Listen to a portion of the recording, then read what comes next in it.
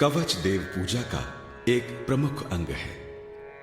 जिस प्रकार युद्ध में जाने से पूर्व योद्धा लौह कवच से अपने शरीर के अंगों तथा आयुधों को सुसज्ज करता है, उसी प्रकार आध्यात्मिक जगत के लोग दैवी आपदाओं से अपनी सुरक्षा के लिए अपने इष्ट देव से जिस स्तोत्र द्वारा प्रार्थना करते हैं, उसे कवच कहा जाता है। यथा शस्त्र प्रहाराणाम कवचम प्रतिवारणम तथा दैवोपघातनाम शांतिर्भवति वारणम। अर्थात जैसे शस्त्र के प्रहार से चर्म अथवा धातु का बना हुआ कवच अर्थात ढाल रक्षा करता है, उसी प्रकार दैवी आघात से कवच रक्षा करता है। कवच स्तोत्र में सर्वप्रथम विनियोग किया जाता है। विनियोग में यह बताया जाता है कि मंत्र या स्तोत्र का प्रयोग किस संदर्भ में किया गया है, उसके देवता कौन है, ऋषि कौन है, छंद कौन सा है, कौन सी दैवी शक्ति है। इस प्रकार विनियोग द्वारा मंत्र स्तोत्र का पूर्ण परिचय दिया जाता है। तत्पश्चात इष्ट देव का ध्यान किया जाता है। अंजनी नंदन श्री हनुमान जी श्री रुद्र के अवतार हैं। रुद्रावतारः संजगे वायु पुत्र प्रतापवान, रुद्र देह तजी नेह बस बानर भे हनुमान। शास्त्रों में श्री शिव जी को पंचमुखी कहा गया है। उपासना पद्धति में श्री शिव जी की पंचवक्त्र पूजा का भी विधान है। अस्तु, श्री हनुमान जी के रुद्र रूप की उपासना के लिए सर्वप्रथम श्री पंचमुखी हनुमत कवच का पाठ करने का विधान है। चारों दिशाओं में इनके 4 मुख हैं तथा ऊपर एक मुख है। इस पंचमुख स्वरूप वाले श्री हनुमान जी से अपने समस्त विघ्नों को दूर करने तथा रक्षा करने के लिए प्रार्थना की जाती है। शुद्ध अंतःकरण तथा शुद्ध शरीर से एकाग्रचित होकर प्रतिदिन श्री पंचमुखी हनुमत कवच का 11 बार पाठ करने या श्रवण करने से सभी सिद्धियां प्राप्त होती हैं।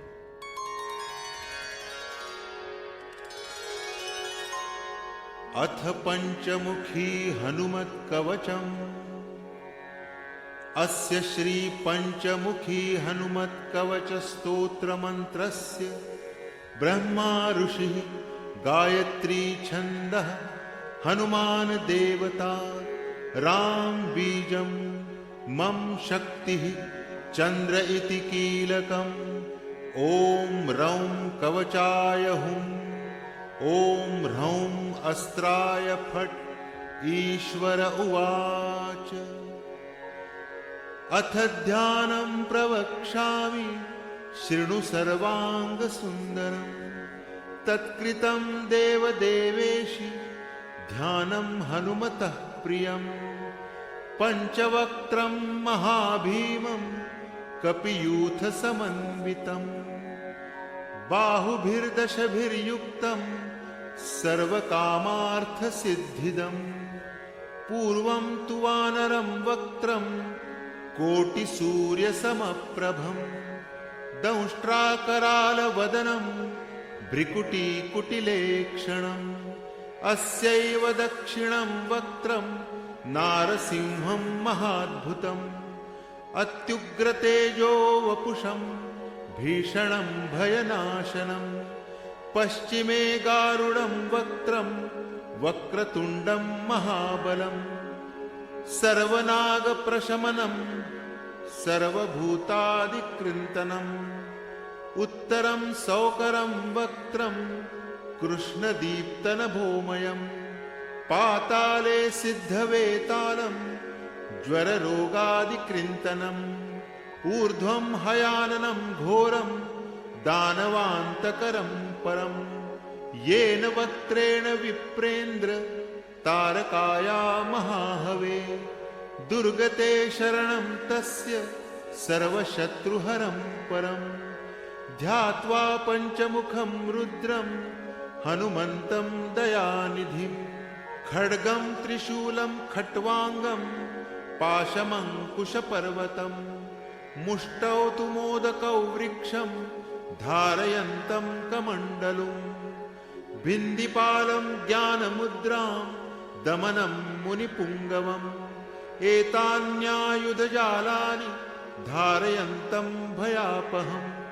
दिव्यमाल्याम्बरधरं दिव्यगन्धानुलेपनम्।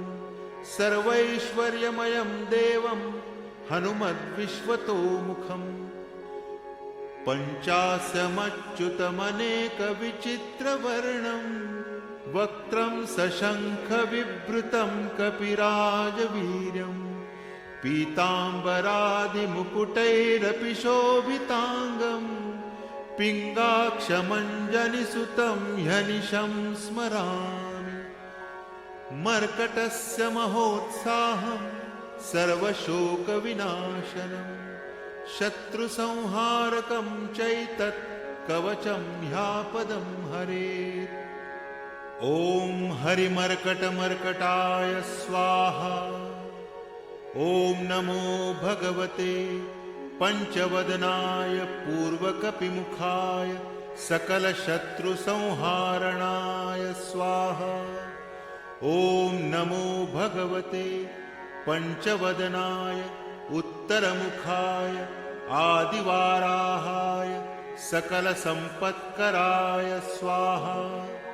ॐ नमो भगवते पञ्चवदनाय ऊर्ध्वमुखाय हयग्रीवाय सकलजनवश्यकराय स्वाहा इति मूलमन्त्रः। ॐ अस्य श्रीपञ्चमुखहनुमत्कवचस्तोत्रमन्त्रस्य श्रीरामचन्द्रऋषिः अनुष्टुप्छन्दः श्रीरामचन्द्रो देवता सीताबीजं हनुमानिति शक्तिः हनुमत्प्रीत्यर्थं जपे विनियोगः पुनर्हनुमानिति बीजम् ॐ वायुपुत्राय इति शक्तिः अंजनीसुतायेति कीलकम् श्रीरामचन्द्रवरप्रसादसिद्ध्यर्थे जपे विनियोगः ॐ हं हनुमते अंगुष्ठाभ्यां नमः। ॐ वं वायुपुत्राय तर्जनीभ्यां नमः। ॐ अं अंजनीसुताय मध्यमाभ्यां नमः। ॐ रां रामदूताय अनामिकाभ्यां नमः। ॐ रुं रुद्रमूर्तये कनिष्ठिकाभ्यां नमः। ॐ सं सीताशोकनिवारणाय करतलकरपृष्ठाभ्यां नमः। ॐ अंजनीसुताय हृदयाय नमः। ॐ रुद्रमूर्तये शिरसे स्वाहा। ॐ वायुपुत्राय शिखायै वखट्। ॐ अग्निगर्भाय कवचाय हुं। ॐ रामदूताय नेत्रत्रयाय वौखट्। ॐ पञ्चमुखी हनुमते अस्त्राय फट्।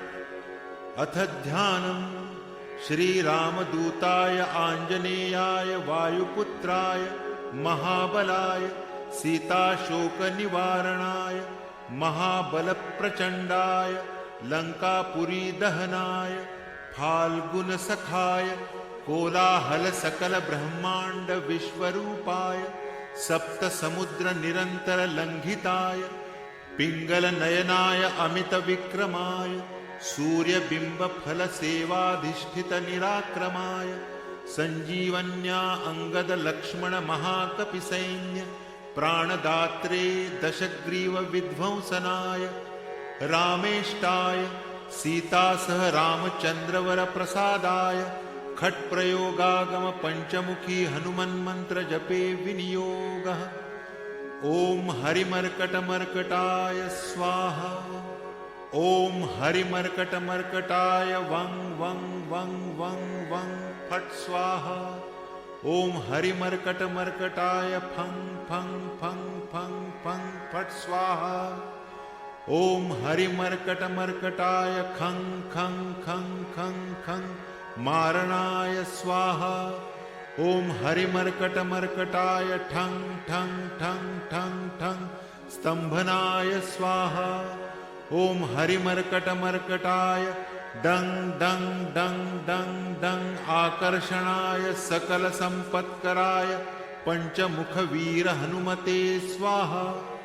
ॐ उच्चाटने ढं ढं ढं ढं ढं कूर्ममूर्तये पञ्चमुख हनुमते परयन्त्र परतन्त्रोच्चाटनाय स्वाहा। ॐ कं खं गं घं ngं चं छं जं झं ञं टं ठं डं ढं णं तं थं दं धं नं पं फं बं भं मं यं रं लं बं शं शं सं हं क्षं स्वाहा इति दिग्बन्धः। ॐ पूर्वकपिमुखे पञ्चमुख हनुमते ठं ठं ठं ठं ठं सकलशत्रुसंहारणाय स्वाहा।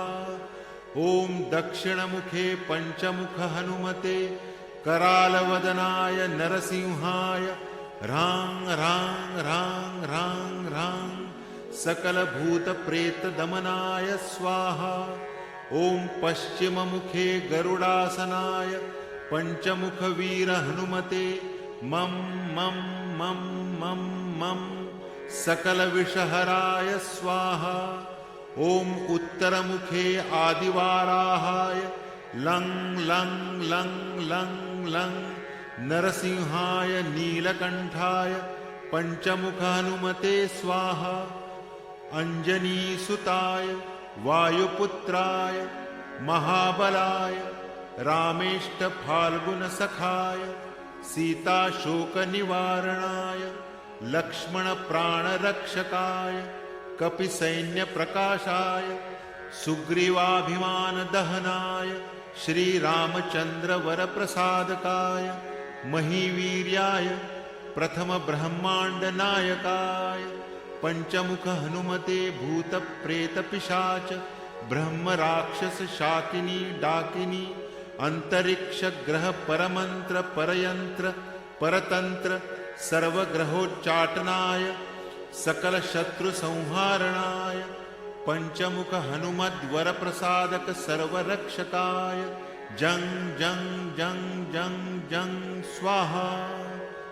इदं कवचं पठित्वा तु महाकवचं पठेन्नरः एकवारं पठेन्नित्यं सर्वशत्रुनिवारणं द्विवारं तु पठेन्नित्यं पुत्रपौत्रप्रवर्धनं त्रिवारं पठते नित्यं सर्वसम्पत्करं परं चतुर्वारं पठेन्नित्यं सर्वलोकवशीकरं पञ्चवारं पठेन्नित्यं सर्वरोगनिवारणं षड्वारं तु पठेन्नित्यं सर्वदेववशीकरं सप्तवारं पठेन्नित्यं सर्वकामार्थसिद्धिदम् अष्टवारं पठेन्नित्यं सर्वसौभाग्यदायकं नववारं पठेन्नित्यं सर्वैश्वर्यप्रदायकं